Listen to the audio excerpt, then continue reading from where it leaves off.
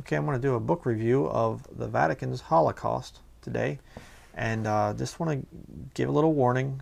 This is a very graphic book, um, not appropriate for small children and things like that, but I need to get this out because the Vatican is just going all out right now. They're taking over a lot of things. I mean, they've always been in control. I do believe that they are the fifth kingdom, the part iron, part miry clay, the 10 toes there, that they're partly weak, partly strong. And they have times when they're strong, other times when they're weak. And I do believe that this right here, what happened back in World War II, was one of the times that they have, control in certain countries, and they can do a lot of bad things in those countries. And right now they don't have total control in America. We still do have some freedom here that we can get away with preaching against them. And so I'm taking that freedom to speak against Catholicism, and I'm going to use it to expose this whole horrible nightmare of World War II that the Catholic Church was behind. Definitely without any kind of a doubt. There you can see my studies of Stephen Anderson and his lies. More and more people are going to start coming out with this replacement theology, satanic belief system, denying Catholic involvement in the Holocaust and whatever else, and denying Fox's Book of Martyrs, things like that, where it wasn't the Catholic Church, it was the medieval church, it was secular authorities that persecuted Christians and whatever else, not the Vatican.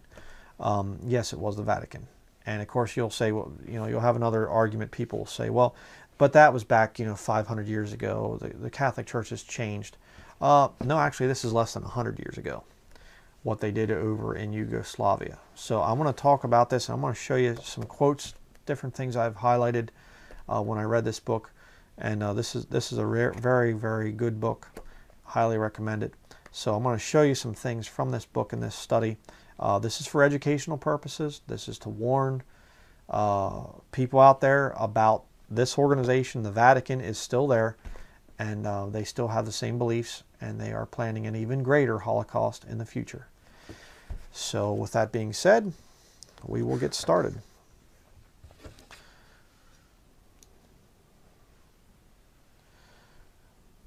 Okay, we have this sensational account of the most horrifying religious massacre of the 20th century, the Vatican's Holocaust by Avro Manhattan.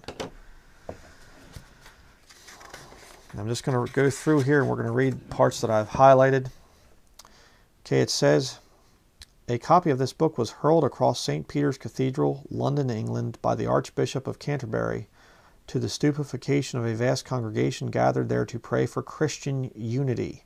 A journalist bought a copy to use it as a shield, expecting to be attacked by 3,000 people who had participated at the launching of the book in the Ulster Hall, Belfast, Northern Ireland, simply because they approved of its contents. The book was also kicked, trampled, and spat upon by a Catholic student in Belfast. None of these people had read a line of it. There you go, Roman Catholic narrow-mindedness. And again, somebody out there saying, well, I know Catholics and they're not narrow-minded, they're nice people and blah, blah. Yeah, but the system of Catholicism, you see, that religious cultic system enables people to, it can create monsters, essentially. That's what we're going to see in there, in this book here. And just because you know some Catholic, your next door neighbor is a Catholic and they're a nice person and help you out and whatever else, they can turn on you very quickly when the Pope gives the command to do so. Because when you believe that you are the one true church and that all others are heretics and things like that, well, if you are convinced that your God is saying to kill the heretics, well, that nice little facade goes away very quickly. And if you ever get into a conversation with very devout Roman Catholics, you'll see that.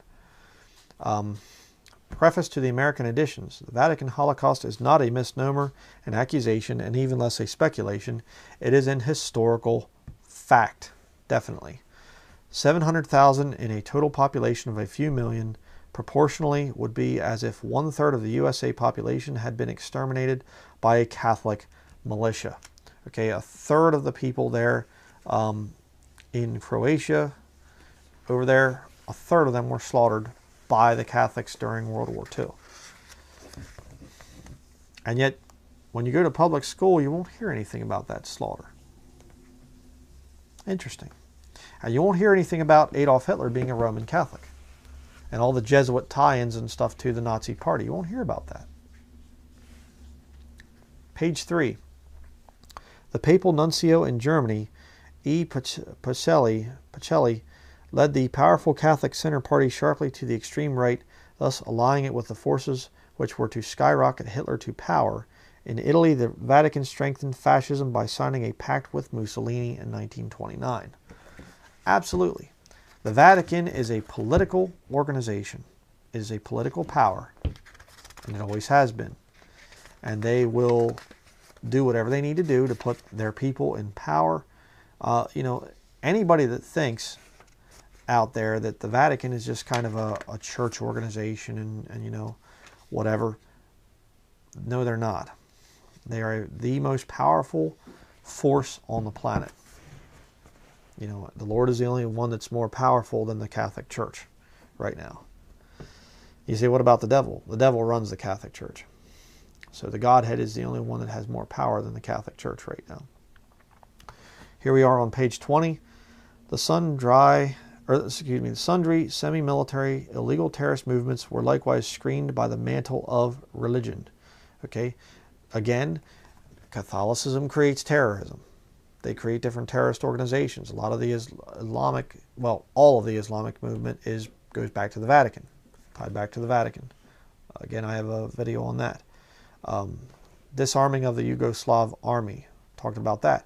Why do you think that there's such a move to disarm the American people? Over the UK, you've already been disarmed. But here in America, they're trying very hard to disarm the American population. They don't want people having weapons. Archbishop Stepanek welcomes anti-Pavlik. Okay, there you have the Catholics working with this monster here, anti-Pavlik, the head of the Ustashi, Roman Catholic murderous organization. And there again it talks about the Ustashi army thing. Stepanek ordered special ceremonies in all the Catholic churches on Pavlik's birthday, and he frequently invoked the blessing of God upon the Ustashi. So, proven fact. Again, you have disarmed the local gendarmerie. I guess is how you say that. Probably pronouncing that wrong, but a lot of these pictures are very old, so they aren't the highest resolution or anything else there. But anti-Pavlik, and again this archbishop, excuse me. Page 24. For the direction of the undesirable and dangerous persons to compulsory detention in concentration camps, dated September 25th, 1941. Again, they're talking about the same thing today here in America. Hate crime legislation. We should have re-education camps and things like this. Necessary rendition is a modern name for torture. And yet a lot of Christians are just asleep. Well, I don't think we should be so hard on the Roman Catholics and things like this. And you look at Obama, I have a video on this. Obama appointed a Jesuit to head the Office of Religious Freedom or something like this. Yeah, okay. The Jesuits that were created to bring all religions back under the authority of Rome. I mean, there are even Roman Catholics that are weirded out by the Jesuit order and that are against it. But the Jesuit is going to oversee religious freedom. Sure he is. Page 24. A leader of the Crusaders wrote, God, who directs the destiny of nations and controls the hearts of kings, has given us anti-Pavlik and moved the leader of a friendly and allied people, Adolf Hitler, to use his victorious troops to disperse our oppressors and enable us to create an independent state of Croatia. Glory be to God, our gratitude to Adolf Hitler, and infinite loyalty to Chief Ante-Pavlik. Okay?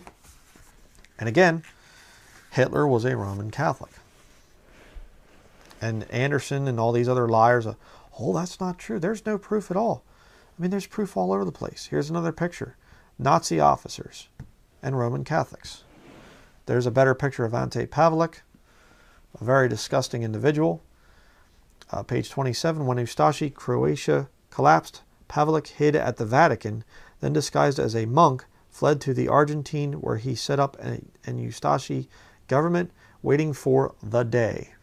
In other words, when they could, reemerge and make more trouble. And the Vatican protected a lot of these Ustashi guys. A lot of them went to America through the connections through the State Department and things like that. I think it was it Operation Paperclip? I think it was. One of you can write it down there in the comments. I think it was Operation Paperclip, where our government, the American government, basically brought Nazi scientists over to America to work for our government. The whole World War II thing is a scam. It was all a lot of lies. So, but let's continue. Pius XII had been the recipient of portents, that is, of phenomena with which only saints, it is said, are privileged.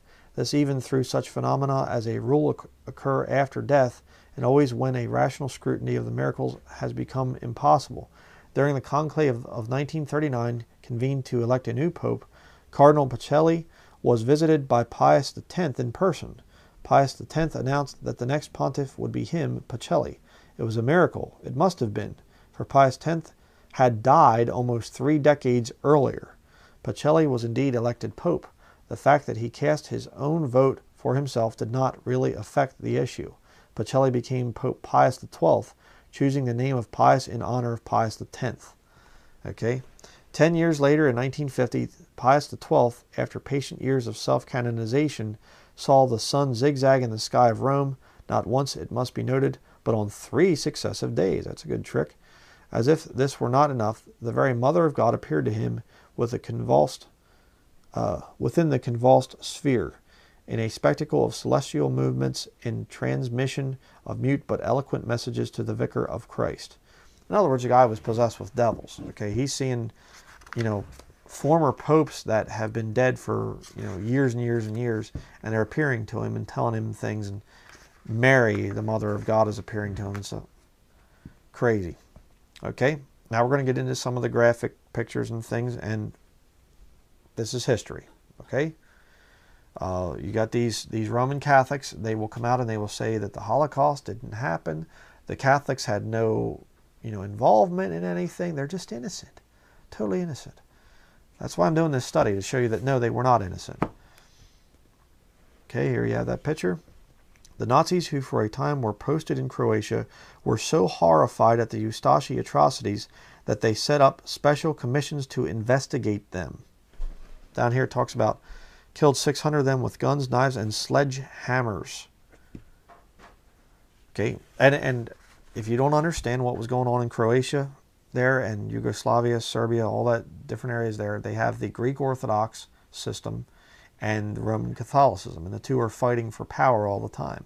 Neither one is right, but I mean, at least the Greek Orthodox have the right Bible. But there's been this struggle since way back when, and the Catholics are trying to constantly take over the Greek Orthodox, and the Greek Orthodox are kicking the Catholics out.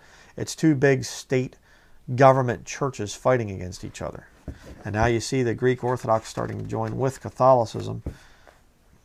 It's a bad situation. Page 37. For them, the minorities, he said, we have 3 million bullets.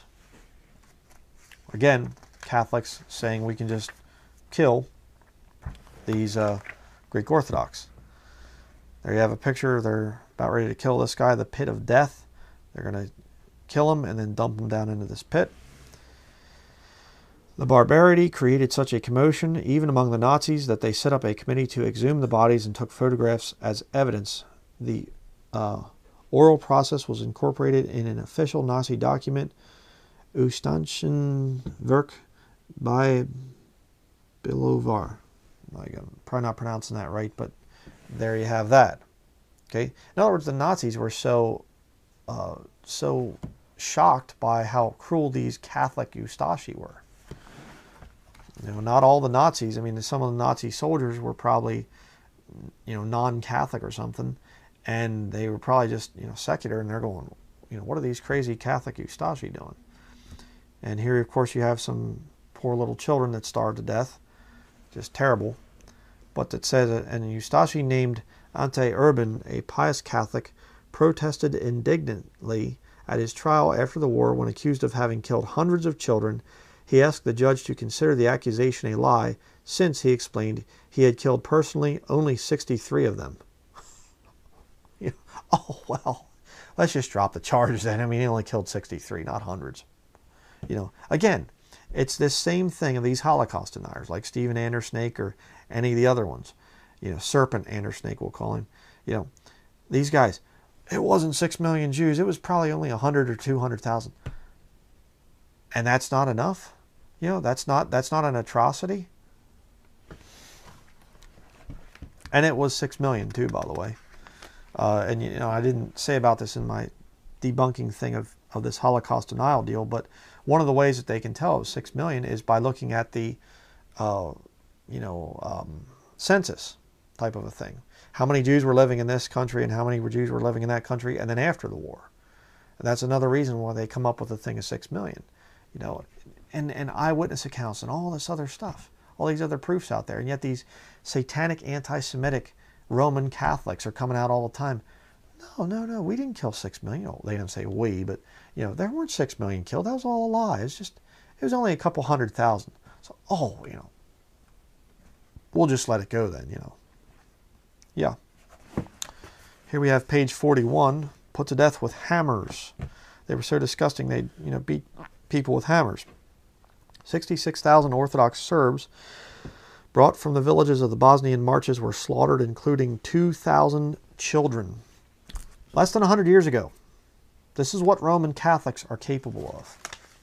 And if you think, for 1 minute, that there are no Roman Catholics like this anymore. I mean, look at Stephen Anderson when he talks about the Jews. Watch the hatred come into his face. He would gladly kill Jews. Page 42. At that time, fresh women and children came daily to the camp at Stara Gradiška. About 14 days later, Verban, commandant of the camp, ordered all children to be separated from their mothers and put in one room.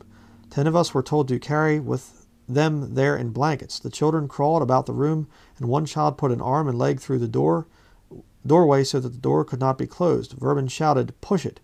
When I did not do that, he banged the door and crushed the child's leg. Then he took the child by its whole leg and banged it on the wall till it was dead. After that, we continued carrying the children in. When the room was full, Verban brought poison gas and killed them all. At his trial, Ante Verban protested that he had not killed hundreds of children personally, but only 63. There's the more detailed account of that thing. Okay. Dr. Katachik, chairman of the Red Cross, shocked by these mass murders, lodged the strongest protest, threatening to denounce to the world this mass slaughter of infants. As a reply, Pavlik had Dr. Katachik flung into the concentration camp of Stara Gradiška. That was not all. Even worse horrors, if worse there could be, took place in Pavlik's concentration camps. There were cases when the victims were burned alive. The cremation at Jasenovac took place in the spring of 1942. In this, they meant to imitate the Nazi camps in Germany and Poland. So Pacelli had the notion of making the brickworks into a crematorium, where he did succeed. Out of 14 ovens, 7 aside, in making an oven for cremating people. There was then a decision to cremate people alive, and simply open the huge iron door and push them alive into the fire already alight there. That plan, however, excited terrible reaction among those who were to be burned. People shrieked, shouted, and defended themselves. To avoid such scenes, it was resolved first to kill them and then to burn them. So, when you deal with Roman Catholics that get this bloodlust thing, I mean, study church history, study about the Waldensians, study Fox's Book of Martyrs. I mean, when Roman Catholics, when there's no restraint there, when there's no government lawful authority to protect Bible-believing Christians, they will go into demonic frenzies like you would not believe.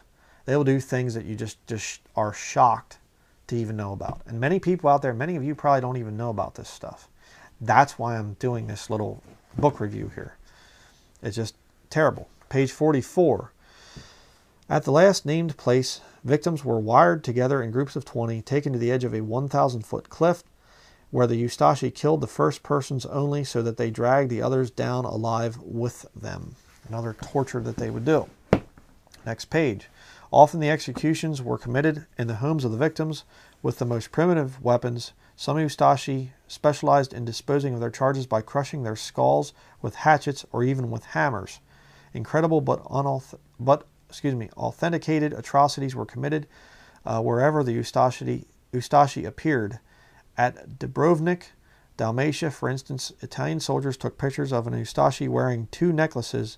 One was a string of cut-out eyes, the other of torn tongues of murdered Serbs.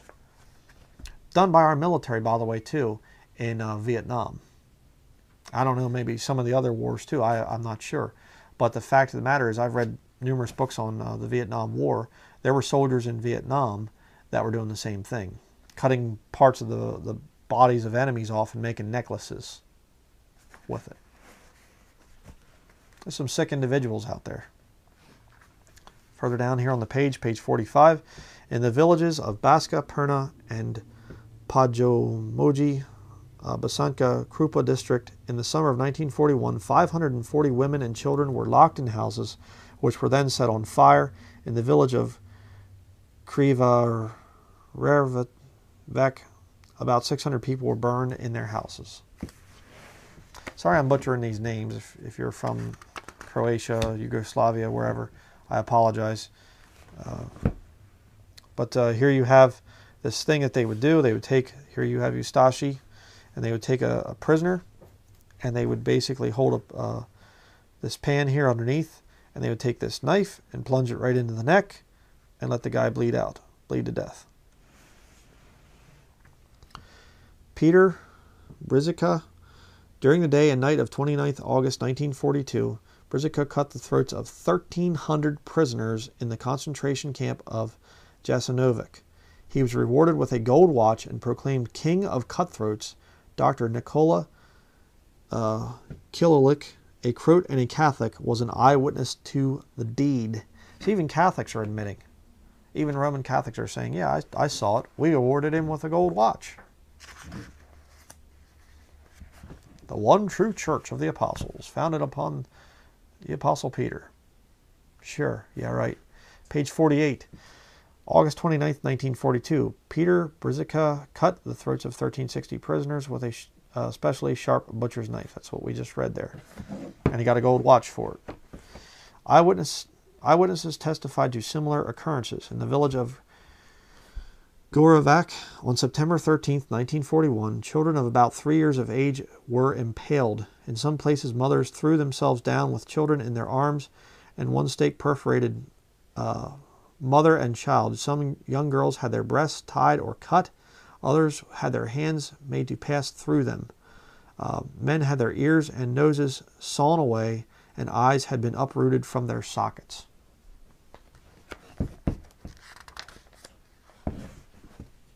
Historical facts. Less than 100 years ago. Done by Roman Catholics. Here are pictures of men that were hung. When you're hung, they tie your hands behind your back, and basically when you fall, the weight of your body breaks your neck. That's why their necks are off to the side like that. More pictures of it.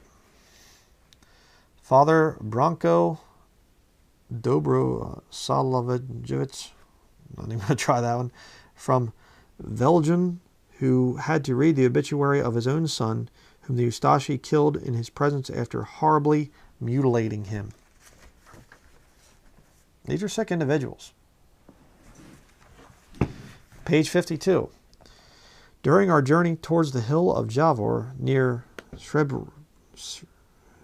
that place and Ozren, all the Serbian villages which we came across were wholly deserted. But inside the houses, very often we find whole families massacred. We even came across some barrels filled with blood. In the villages between Vlasinica and Kladenj, we discovered children who had been impaled upon stakes, their small members still distorted by pain, resembling insects stuck upon pins. Terrible. Some Eustachi did not hesitate to crucify their victims. Who was it that crucified Jesus Christ? Oh, it was the Romans. You say, well, the Jews. The Jews were the ones that delivered him to Pilate, but it was the Romans that disobeyed proper just laws and crucified him. It was Roman crosses that Jesus Christ was crucified upon, not Jewish crosses. Let's not forget the enemy. On August 2nd, 1941, the Eustachi authorities of Virgin Most and of Srebrenica announced that all Serbs who did not wish to be molested had better assemble on the following day at 3 a.m. in Virgin Most, where Catholic priests would be waiting to convert them to Catholicism. About 5,000 people followed this advice. Instead of Catholic priests, units of Eustachi armed with machine guns encircled the assembled crowd, who were held prisoners until the following day, when they were all massacred. Among them were 37 children under 10 years of age. Let me pause or just stop here for a minute. That's why when you see Steven Anderson and he says, I don't hate the Jews, I want to see them get saved. We're going on a soul-winning crusade to Dearborn, Michigan to pass out Jewish hate videos. Videos that say the Jews and their lies in Arabic. I don't hate the Jews. I want to see them get saved. You mean you want to convert them? It's Catholic. He's a Catholic. You look at the gospel he preaches. It's not the gospel that's found in the New Testament. He's not preaching the New Testament gospel. He's preaching a gospel of Jesus Christ burning in hell to pay for sins. Much less the thing of, add in the thing that he doesn't preach repentance. He's a Roman Catholic. That's all he is. That's why he wants conversions.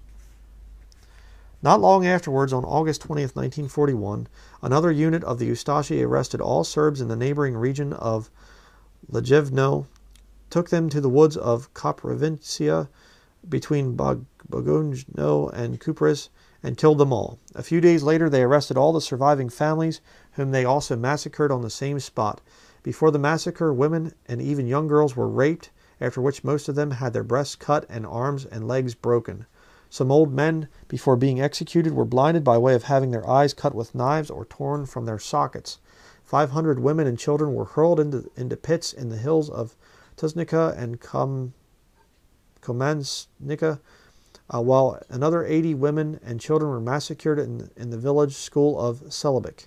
The Italian fascist authorities were so shocked by such incredible cruelty that in addition to dispatching their troops to protect the surviving population and occupying the region of Lejivno and neighboring places, they dispersed the Eustachi and sent a protest to Zagreb.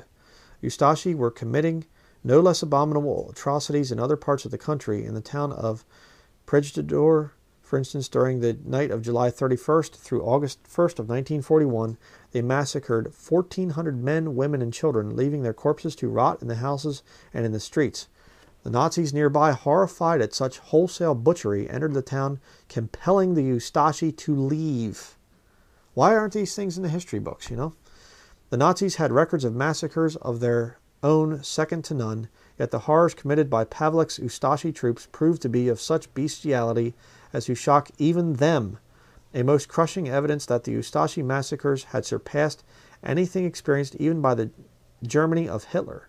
The magnitude of the butchery can best be gauged by the fact that within the first 3 months, from April to June 1941, 120,000 people perished thus. Proportionately to its duration and the smallness of the territory, it had been the greatest massacre to take place anywhere in the West prior to, during, or after the greatest of cataclysms, the Second World War. And yet the history books are silent on the Eustachi, except for maybe just a little mention here and there. And you say, well, this stuff is making me fearful, this stuff is scaring me. Well, it's not intended for that purpose. What this is intended, the whole reason for this study, is to get some of you to realize that there is a danger within Catholicism, a very serious danger. Right now, we can still fight it. Right now, we have time that we can stop this thing from happening to the body of Christ. Now, when the body of Christ leaves, especially if you're Jewish out there, let me make this point. I'm going to be talking more to the Jews in the future. But if you're Jewish, you need to understand when the body of Christ leaves, the only people that will be left on earth, all of them will hate you as a Jew. Your supporters, the Bible-believing Christians, are going to leave, and you're going to be totally left with people that hate the whole Jewish kindred out there, the whole Jewish race, if you want to use that term. You better get saved. You don't want to go through what's coming. It's going to be far worse than this. But let's continue. Page 56. The Katoliki Chechnik organ of Catholic action, published under the direction of the Archbishop of Sarajevo, Dr. Ivan Sarek, printed articles entitled "A New Order Must Come," issue number 4, 1941, before Hitler attacked Yugoslavia. Okay, these guys have been planning this thing for a long time. Okay, page 57. Ustashi disarmed the local gendarmerie and captured the post office. Okay, a Franciscan brother, with the help of a number of youths, disarmed an entire Serbian company. And when Jesus Christ said in Luke chapter 11, verse 26, I believe it is, I think it's that verse, but it talks about, or maybe it's, let me look it up real quick. I want to get that right. But when Jesus Christ talked about, if you don't have a sword, sell your garment and buy one, he wasn't just fooling around or speaking kind of symbolically or whatever else. It's very serious down here in this world. I mean, when you are dealing, Luke chapter 22, I think it is. When you are dealing with people that can turn into that very quickly, the Ustashi types of people, don't give up any kind of weapons. I don't care what laws are passed. Don't give up any kind of firearms or other types of weapons, things to defend yourself. Do not let anyone disarm you. Luke chapter 22, verse 36. Then said he unto them, But now he that hath a purse, let him take it, and likewise his scrip, and he that hath no sword, let him sell his garment and buy one. Okay? And I take that to mean a comparable form of self-defense today would be, we don't so much use swords, although that is still a pretty viable weapon. Especially at short, close distances. A sword's actually better than a gun. Or a knife even is better than a gun at really short distances. There have been many studies done on that. But the point is, you need to be able to defend yourself. Because there are people out there that you can't witness to. Okay, that the only language that they're going to understand is, bang, bang, go down, or whatever else. There's nothing wrong with that. All right, now you should try to witness and try to be a Christian, and as far as Christian charity for people and mercy and whatever else. But when this type of stuff starts to happen, when the Catholics start coming around and whatever else, time to fight. Because if you don't stop them, they just become more and more and more emboldened, and they'll get sicker and more disgusting and horrible. I mean, the Waldensians, they fought. They'd take up a sword and they'd fight. So here we go, page 58. The Catholic Press, the Courier of the Honorable Guards of Christ's Heart, contained in issues number 5 and 6, 1941. In the early spring, the Croatian people experienced their resurrection at the time of Christ's resurrection. The great Son of the Croatian people returned and gave them their liberty and ancient rights. And this is also the work of God. The Lord did it all. And this is why it is strange to our eyes. Okay? That's what the Catholics are saying. In other words, they're promoting what they were doing, what the Ustashi was doing. Witness the voice of the Crusader movement, Nidigia, there, which is in its issue of June 6, 1941. Christ and the Ustashi and Christ and the Croatians marched together through history. From the first day of its existence, the Ustashi movement has been fighting for the victory of Christ's principles, for the victory of justice, freedom, and truth. Our Holy Savior will help us in the future as he has done until now. This is why the new Ustashi Croatia will be Christ's, ours, and no one else's. Okay? So when you see people and they say, I believe in Jesus Christ, of course, we're marching to Zion, this whole thing. Stephen Anderson and people like that, they can talk a very good talk. they learn ways, they study, and they can watch our videos. They can read our books that we put out as Bible believers. They can read the King James Bible, and they can learn to imitate us. And they can come out and say, well, I'm working for Christ. I just want to spread the love of Christ out there and things. But it's by their fruit that you'll know them. And again, you see two places here, disarming the Yugoslav army. That's what the Catholics came in and did.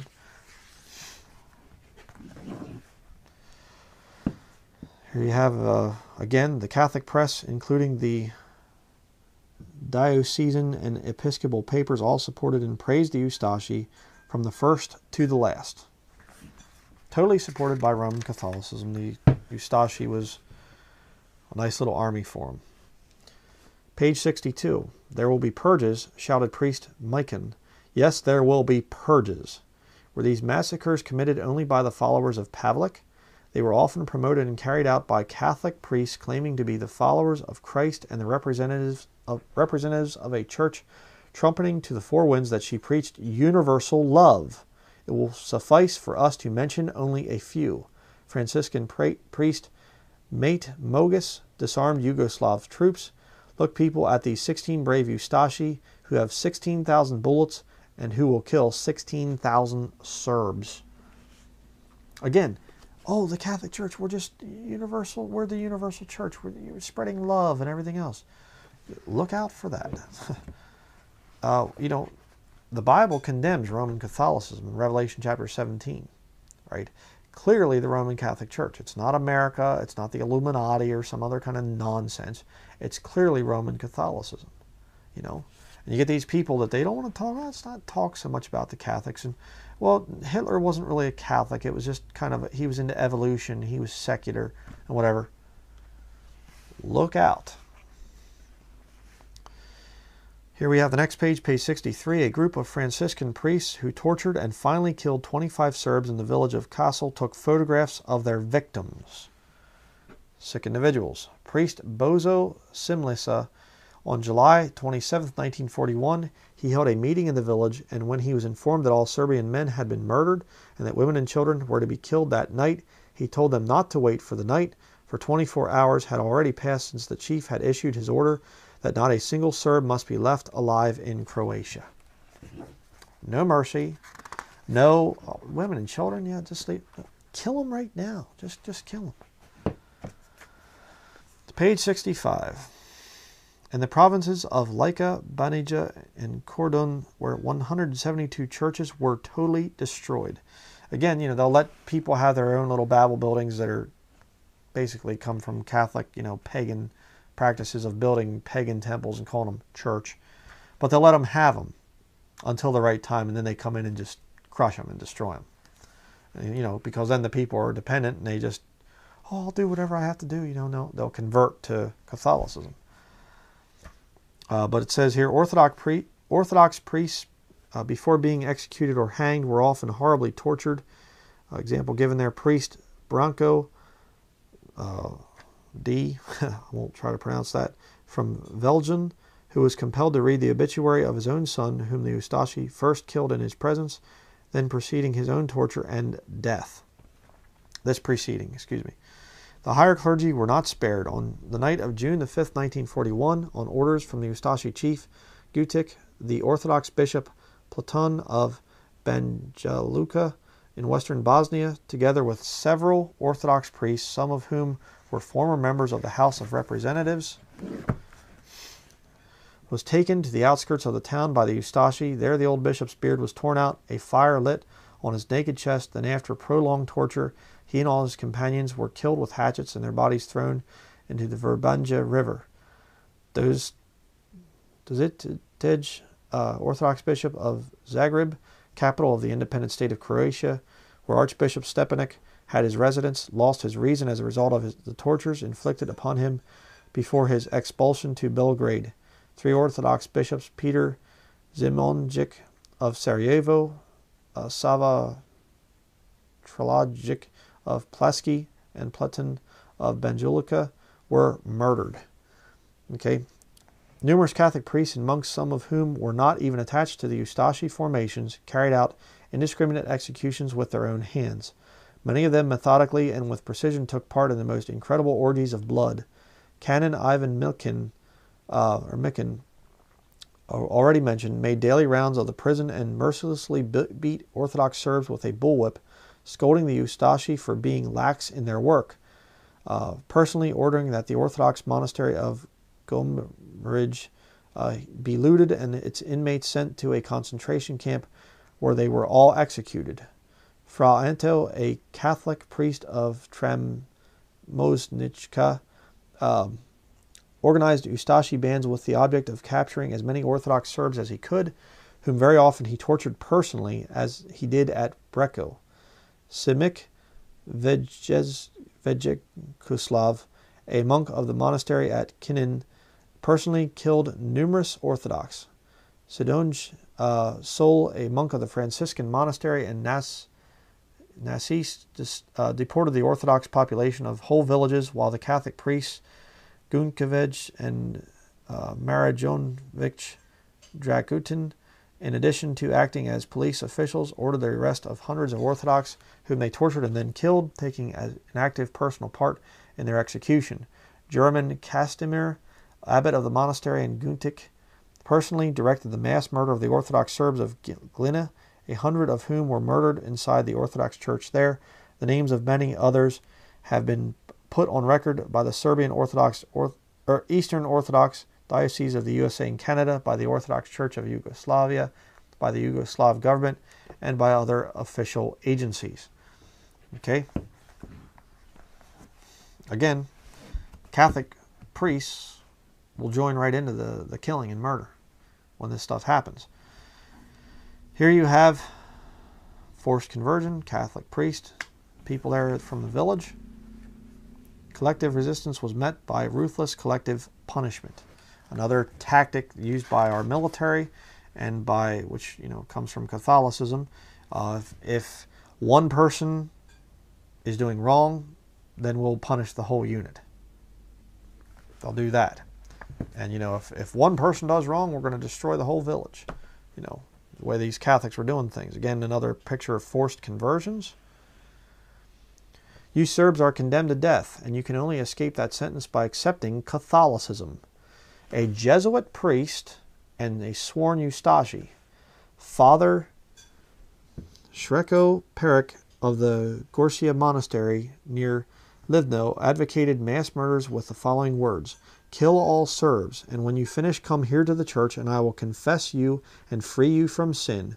This resulted in a massacre on August 10th, 1941, during which over 5,600 Orthodox Serbs in the district of Livno alone lost their lives.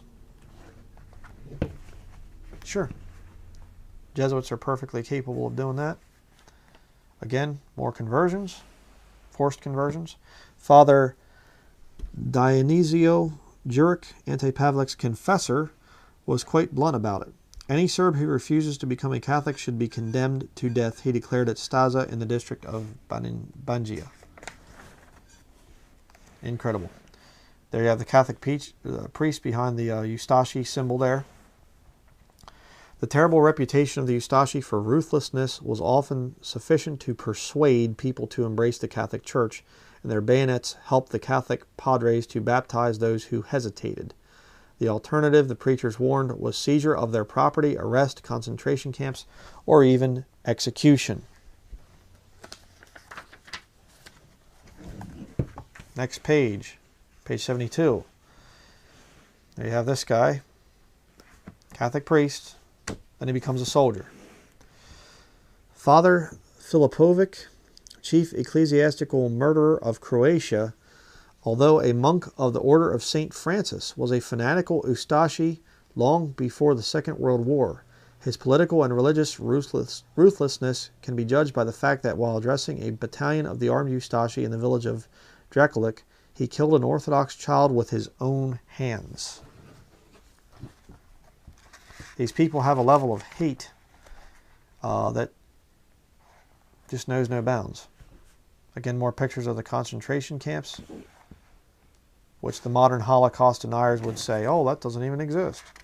It was all just photoshopped, I imagine, Sure.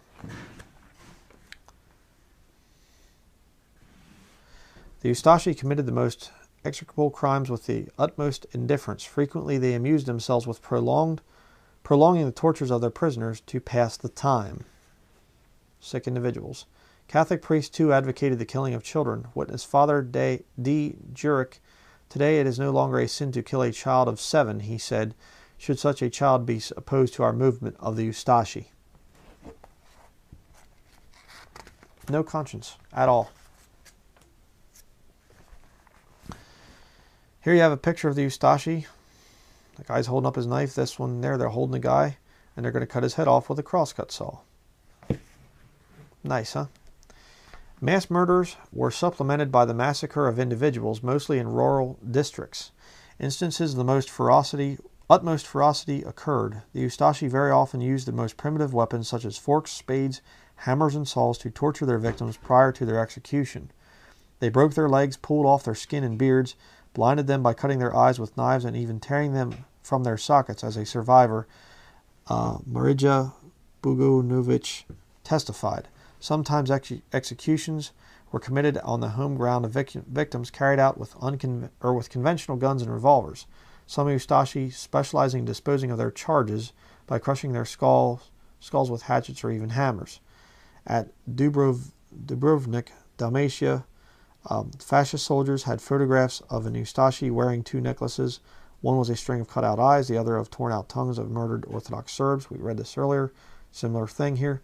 In this photograph, Ustashi are torturing an Orthodox Serb with a saw prior to executing him, somewhere in Bosnia in 1943.